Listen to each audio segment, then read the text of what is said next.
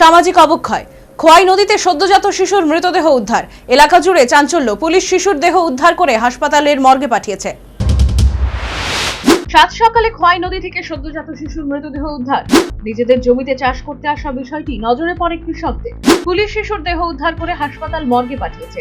সামাজিক অবক্ষয়ের এই ঘটনায় তীব্র চাঞ্চল্য বিরাজ করছে। পুলিশ অস্বাভাবিক ঘটনার মামলা হাতে নিয়ে তদন্তে নেমেছে। অন্যান্য দিনের মতোই বুধবার কল্যাণপুর থানাধীন দক্ষিণ ঘিলাতলির শান্তিপাড়া এলাকার কৃষকরা নিজ নিজ জমিতে যায় চাষ করতে।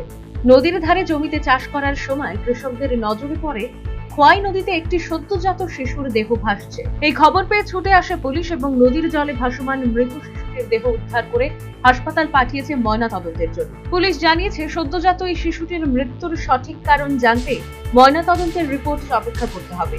সামাজিক অবক্ষয়ের এই ঘটনাটি জানাজানি হওয়ার পর থেকেই এলাকায় চরম চাঞ্চল্যের সৃষ্টি হয়েছে। স্থানীয় মানুষজন ও শুভবুদ্ধি সম্পন্ন মহল এই অমানবিক ঘটনার তীব্র নিন্দা জানিয়ে বলেন, যারা এ ধরনের কাজ করেছে তারা সমাজের কলঙ্ক। অন্যদিকে পুলিশ ঘটনার নেপথ্যে থাকা দোষীদের শনাক্ত করতে তদন্ত শুরু করেছে। ময়নাতদন্তের রিপোর্ট হাতে পাওয়ার পর পরবর্তী আইনি পদক্ষেপ গ্রহণ করা হবে বলে জানিয়েছেন পুলিশ কর্মকর্তারা। Bureau report, news vanguard.